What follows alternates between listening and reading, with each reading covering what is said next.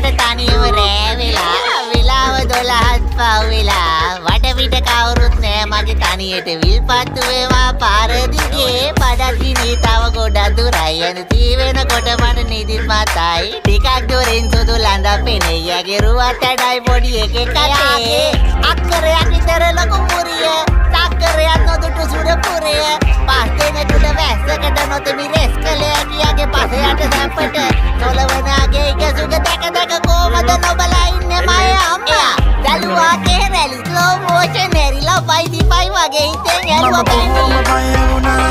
මගේ පණ පාවුනා රෑ 12ට හොල් මනකට මාව වුණා මම බොහොම බය වුණා මගේ පණ